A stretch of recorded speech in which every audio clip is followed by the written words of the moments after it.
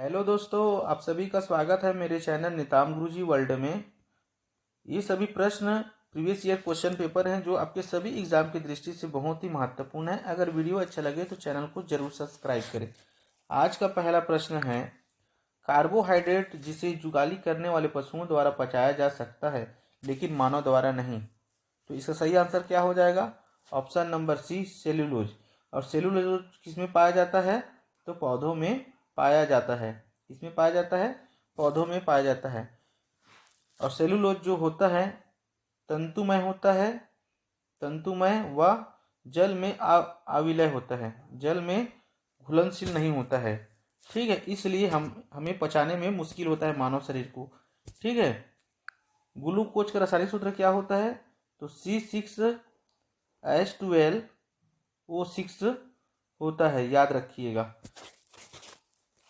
Lactose को क्या कहा जाता है? लैक्टोज को बायोज भी कहा जाता है, लैक्टोज को बायोज भी कहा जाता है। ठीक है, नेक्स्ट प्रश्न है, आपके सभी की एग्जाम की दृष्टि से बहुत ही महत्वपूर्ण है। नेक्स्ट प्रश्न है, चीनी यात्री हैन सांगा किसके शासनकाल में भारत आया था? बताइए इसका सही आंसर क्या होगा? तो चीनी यात्री हैन सांगा भारत हर्षवर्धन के शासनकाल में आया था। किसके शासनकाल में आया था? हर्षवर्धन के शासनकाल में आया था। ठीक है, हैन सांगा का यात्रा का विवरण किस पुस्तक में प्रसिद्ध है? तो याद रखिएगा, उस पुस्तक का नाम है CU की। ठीक है, उस पुस्तक का नाम है CU की, जो हैन सांगा की यात्रा को दर्शाता है, प्रसिद्ध पुस्तक है। हैन सांगा कब आया था भारत? तो 7वीं शताब्दी में आया था। कब आया था? 7वीं शताब्दी में आया हुआ था। और कितने वर्ष तक भारत में रहा है वो? तो 16 वर्ष तक भारत में वह रहा है। ठीक है, अगर वीडियो अच्छा लगे तो चैनल को जरूर सब्सक्राइब करें, लाइक करें, शेयर करें। नेक्स्ट प्रश्न है, जियोग्राफिक शब्द किसके द्वारा गढ़ा गया था? तो इसका सही आंसर हो जाएगा ऑप्शन नंबर डी, इरेटोस्थनीज के द्वारा गढ़ा गया था। ठीक है, कार्ल रिटर के द्वारा क्या गढ़ा गया है? तो कार्ल रिटर जो है तुलात्मक तुलात्मक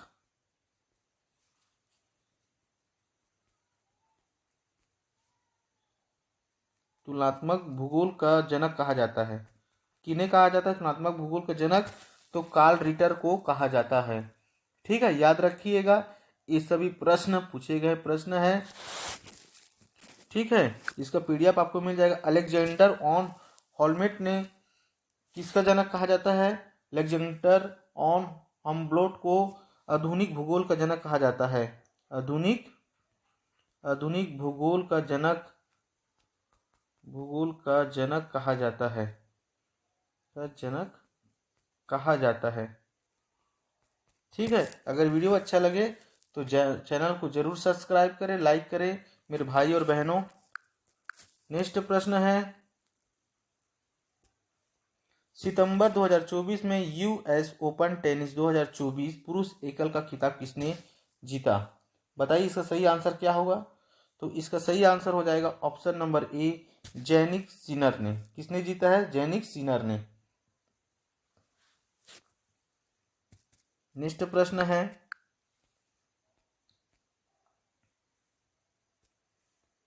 1921 अगस्त 2024 तक किस देश के प्रधानमंत्री अनवर बिन इब्राहिम भारत के 3 दिवसीय आधिकारिक दौरे पर आया है? बताइए, 9 से 21 अगस्त 2024 तक किस देश के प्रधानमंत्री अनवर बिन इब्राहिम भारत के 3 दिवसीय आधिकारिक दौरे पर आया है? बताइए इसका सही आंसर क्या हो जाएगा? बताइए। तो इसका सही आंसर हो जाएगा ऑप्शन नंबर बी, मलेशिया। कहाँ के थे? तो मलेशिया के थे। और मलेशिया की राजधानी क्या है? तो याद रखिएगा, मलेशिया की राजधानी है कुआम लालमपुर।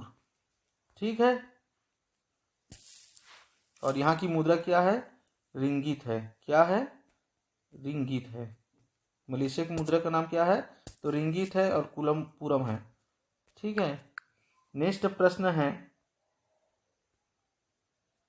अगर वीडियो अच्छा लगे तो चैनल को जरूर सब्सक्राइब करें प्रतिदिन ऐसे ही वीडियो पाने के लिए। भारत दल ने पेरिस पैरा ओलंपिक खेल में कितने स्वर्ण पदक जीते थे? बताइए, भारत दल ने पेरिस पैरा ओलंपिक खेल में कितने स्वर्ण पदक जीते थे? ठीक है, ये 2024 का है। ठीक है, 2024 का है। तो भारत ने कुल कितने पदक जीते थे, स्वर्ण पदक? तो इसका सही आंसर हो जाएगा ऑप्शन नंबर सी। और भारत ने टोटल कितने पदक जीते थे इस ओलंपिक में 2024 में? तो 29 पदक जीते थे। कितने पदक जीते थे? 29 पदक जीते थे, जिसमें 7 स्वर्ण थे, 7 स्वर्ण। ठीक है, याद रखिएगा। 9 रजत है, 9 रजत, 13 कांस्य पदक, 13 कांस्य पदक जीते थे। याद रखिएगा, बहुत ही इंपॉर्टेंट है। ठीक है, और भारत किस तालिका में थे? इस इतने 29 स्वर्ण जीतने के बाद 18वें नंबर पे थे। ठीक है, कितने नंबर पे थे? 18वें नंबर पे थे। और सबसे पहला स्थान किसका था? चीन का था। प्रथम स्थान किसका था? चीन का था, याद रखिएगा। ठीक है, कितने कितने पदक जीते थे? तो 220 पदक जीते थे। ठीक है, और द्वितीय स्थान किसका था? तो द्वितीय स्थान था ग्रेट ब्रिटेन का। किसका था? ग्रेट ब्रिटेन का था। कितने पदक जीते थे? तो याद रखिएगा 124 पदक जीते थे। दूसरे स्थान पे थे भारत, 18वें स्थान पे थे 29 पदक के साथ। ठीक है, अगर वीडियो अच्छा लगे तो चैनल को जरूर सब्सक्राइब करें, लाइक करें, शेयर करें। नेक्स्ट प्रश्न है, काशीराम ने किस राजनीतिक दल की स्थापना की थी? बताइए, इसका सही आंसर क्या होगा? काशीराम ने किस राजनीतिक दल की स्थापना की थी? तो इसका सही आंसर हो जाएगा ऑप्शन नंबर सी, बहुजन समाज पार्टी की। ठीक है, और कब की थी बहुजन समाज पार्टी की स्थापना? तो याद रखिएगा 1984 को, 1984 को किया था बहुजन समाज पार्टी की स्थापना। ठीक है, और इनका जन्म कहाँ हुआ था? तो याद रखिएगा पंजाब के रैदासी में, पंजाब के रैदासी, पंजाब में हुआ था, रैदासी सिख परिवार में, रैदासी सिख परिवार में। ठीक है, याद रखिएगा काशीराम जी का। नेक्स्ट प्रश्न है,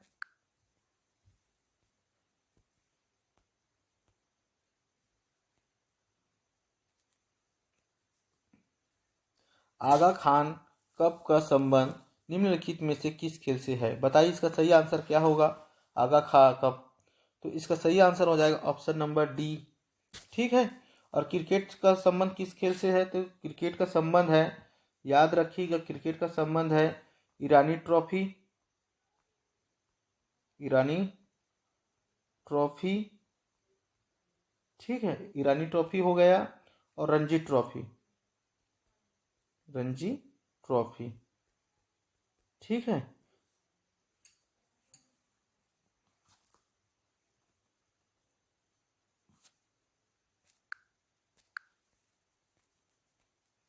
नेक्स्ट प्रश्न है, नेत्र लेंस की फोकस दूरी में वृद्धि हो जाती है जब नेत्र की पेशियों में किस प्रकार का परिवर्तन होता है? बताइए, इसका सही आंसर क्या होगा? तो इसका सही आंसर हो जाएगा ऑप्शन नंबर ए, शिथिल होती है तथा लेंस पतला हो जाता है।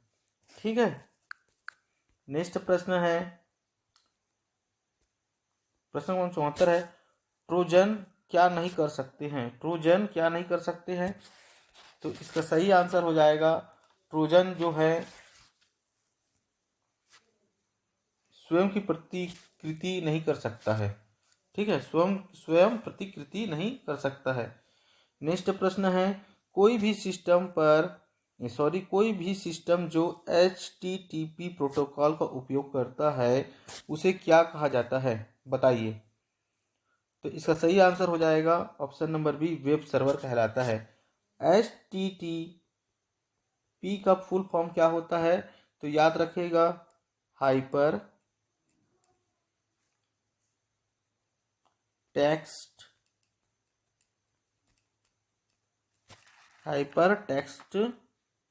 ट्रांसमिशन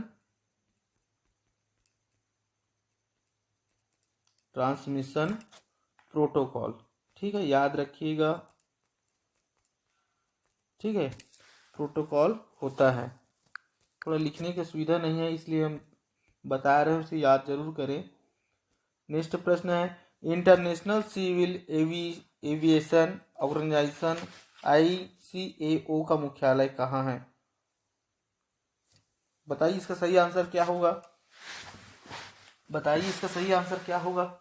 तो इसका सही आंसर हो जाएगा ऑप्शन नंबर डी, मॉन्ट्रियल। ठीक है। और यूनेस्को का मुख्यालय कहाँ है? याद रखिएगा, यूनेस्को का मुख्यालय कहाँ है? याद रखिएगा, पेरिस में है। कहाँ है? पेरिस में है। और पेरिस कहाँ है? तो फ्रांस में है। याद रखिएगा। ठीक है। उसी प्रकार अंतर्राष्ट्रीय मुद्रा कोष कहाँ है? अंतर्राष्ट्रीय मुद्रा कोष कहाँ है?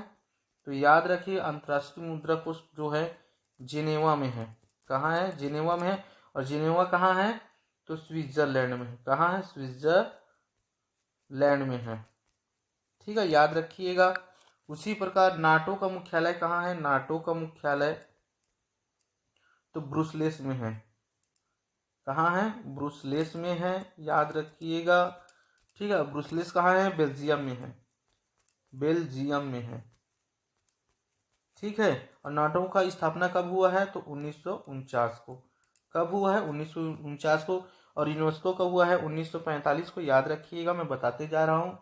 और अंतर्राष्ट्रीय मुद्रा कोष की स्थापना कब हुई है? तो वो भी हुई है 1945 को। ठीक है। उसी प्रकार याद रखिएगा, रेड क्रॉस का मुख्यालय कहाँ है? रेड क्रॉस का मुख्यालय कहाँ है? तो याद रखिएगा, इन रेड क्रॉस की स्थापना कब हुई है? तो 1863 को हुई है। ठीक है। और कहाँ है इसका मुख्यालय? तो जिनेवा में है। जिनेवा में है। और जिनेवा कहाँ है? स्विट्जरलैंड में। ठीक है। उसी प्रकार याद रखिए, सार्क का मुख्यालय कहाँ है? सार्क, इसका स्थापना को है सार्क का तो 1985 को हुआ है। ठीक है। और मुख्यालय कहाँ है सार्क का? काठमांडू में है। काठमांडू में है। याद रखिएगा। और काठमांडू कहाँ है? तो नेपाल में है। और नेपाल की जन्मभूमि के नाम से जाना जाता है तो बुद्ध जी का। ठीक है, याद रखिएगा। और विश्व बौद्धिक संपदा संगठन कहाँ है? उसका मुख्यालय तो याद रखिएगा, विश्व बौद्धिक संपदा संगठन का मुख्यालय कहाँ है? तो याद रखिएगा, जेनेवा में है। कहाँ है? जेनेवा में है। और जेनेवा कहाँ है? बार बार बता रहा हूँ, स्विट्जरलैंड में है। और अंतर्राष्ट्रीय बौद्धिक संपदा संगठन का स्थापना कब हुआ है? तो 1967 को। लिखते चलिए, वीडियो को रिपीट करके देख लीजिएगा। ठीक है। नेक्स्ट प्रश्न है 84, वित्तीय क्षेत्र में FCCB का पूर्ण रूप क्या है? बताइए इसका सही आंसर क्या होगा? FCCB का पूर्ण रूप क्या है? तो इसका सही आंसर हो जाएगा option number D, foreign currency conversion bond. ठीक है, याद रखिएगा, ये सभी बहुत ही महत्वपूर्ण है। और IFC का मतलब क्या होता है, जो भारत में हमें दिखाई देता है। IFSC का फुल फॉर्म क्या होता है? तो याद रखिएगा, इंडियन फाइनेंशियल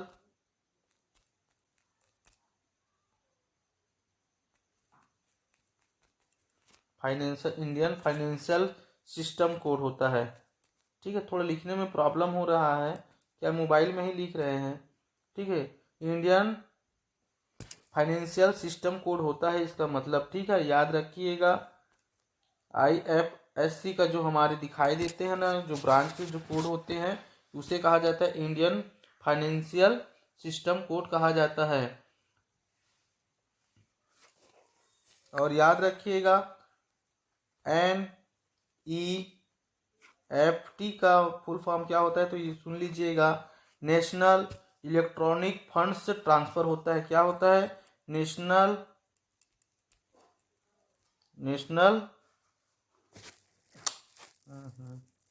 सॉरी, याद सुन लीजिएगा, नेशनल इलेक्ट्रॉनिक फंड्स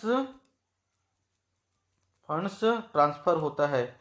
याद रखिएगा। ठीक है, अगर वीडियो अच्छा लगे तो चैनल को जरूर सब्सक्राइब करें। नेक्स्ट प्रश्न है 85 है, कुल मिलाकर सर्वाधिक राष्ट्रीय फिल्म पुरस्कार जीतने का रिकॉर्ड किसके नाम है? बताइए इसका सही आंसर क्या हो जाएगा? तो ऑप्शन नंबर बी, सत्यजीत राय। किनका है? तो सत्यजीत राय को है। राष्ट्रीय फिल्म पुरस्कार कब से दिया जा रहा है? तो याद रखिएगा, राष्ट्रीय फिल्म पुरस्कार 1954 से दिया जा रहा है। कब से दिया जा रहा है? प्रारंभ कब से हुआ है? 1954 से। 70वें राष्ट्रीय पुरस्कार की घोषणा कब की गई थी? 70वें राष्ट्रीय पुरस्कार की घोषणा 2024 को की गई थी। ठीक है, याद रखिएगा, ये 70वें संस्करण था। ठीक है।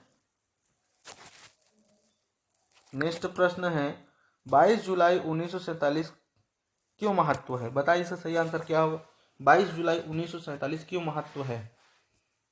तो इसका सही आंसर हो जाएगा ऑप्शन नंबर डी, वर्तमान राष्ट्रीय ध्वज को अंगीकृत किया गया था।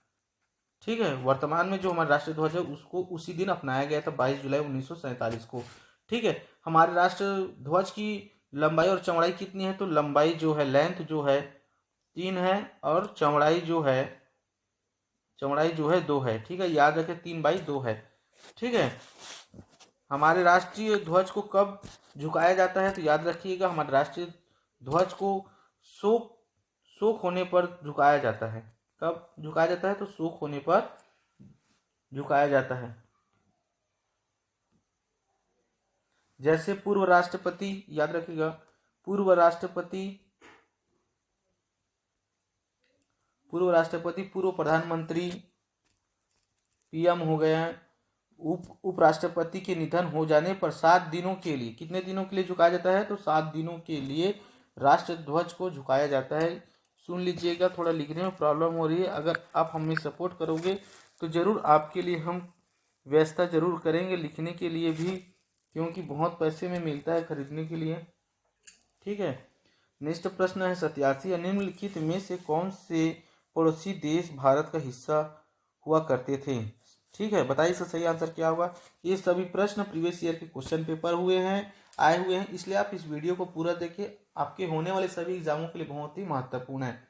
बताइए निम्नलिखित में से कौन से पड़ोसी देश भारत का हिस्सा हुआ करते थे? तो इसका सही आंसर हो जाएगा ऑप्शन नंबर ए, पाकिस्तान और बांग्लादेश। ठीक है, पाकिस्तान और बांग्लादेश। पाकिस्तान जो पाक है, जो बॉर्डर है, उसे किस नाम से जाना जाता है? भारत पाकिस्तान सीमा को किस नाम से जाना जाता है? तो याद रखिएगा रेड क्लिफ लाइन से जाना जाता है। रेड क्लिफ लाइन के नाम से जाना जाता है। ठीक है, जाना जाता है। और इसकी लंबाई कितनी है दोनों देश के बीच में? तो 3,323 किलोमीटर है। याद रखिएगा इस रेड लाइन क्लिप कितनी है लंबाई? तो 3,323 किलोमीटर है। भारत और पाकिस्तान के बीच जो बॉर्डर लाइन है रेड क्लिप लाइन कहलाता है, जिसकी लंबाई है 3,323 किलोमीटर। ठीक है, नेक्स्ट प्रश्न है राष्ट्रीय कांग्रेस कार्यकारी समिति ने 14 जुलाई 1942 को भारत छोड़ो आंदोलन का अनुमोदन कहाँ किया था? बताइए इसका सही आंसर क्या होगा। तो इसका सही आंसर हो जाएगा ऑप्शन नंबर ए, वर्धा से किया था। ठीक है, याद रखिए कहाँ से किया था? वर्धा से किया था। दिल्ली को भारत की राजधानी कब बनाई गई है? तो 1912 को बनाई गई थी। ठीक है, संतरों का नगर किसे कहते हैं? संतरों का शहर किसे कहा जाता है? तो नागपुर को कहा जाता है। संतरा के लिए कहाँ किसे जाना जाता है? तो नागपुर को जाना जाता है। फिल्म सिटी के नाम से किन्हें जाना जाता है? तो मुंबई को जाना जाता है। ठीक है, नेक्स्ट प्रश्न है 89 है, द्वंद्व शासन का जनक किसे माना जाता है? द्वंद्व शासन का जनक किसे माना जाता है? तो इसका सही आंसर हो जाएगा ऑप्शन नंबर डी, सर लियोन्स कार्टियर्स को। ठीक है, भारत में कितने बार द्वंद्व शासन लगाया गया था ब्रिटिश सरकार के द्वारा? तो 4 बार लागू किया गया था भारत में। ठीक है, नेक्स्ट प्रश्न है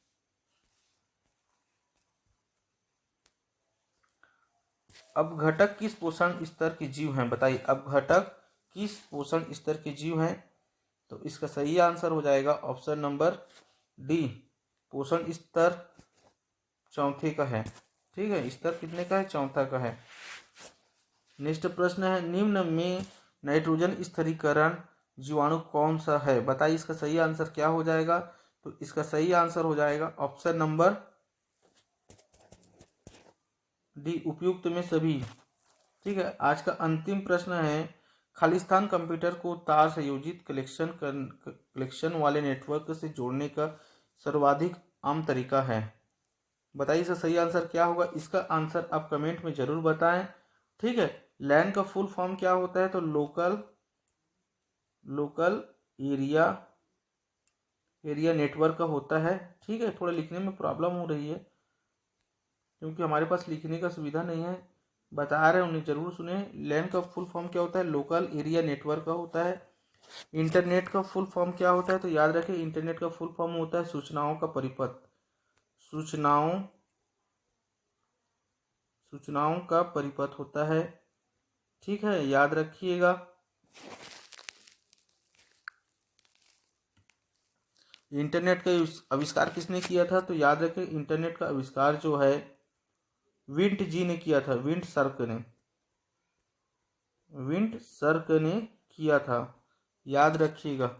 और पहला इंटरनेट कौन सा है? तो याद रखिएगा, पहला इंटरनेट जो है अर्पनेट है। कौन सा है? अर्पनेट है।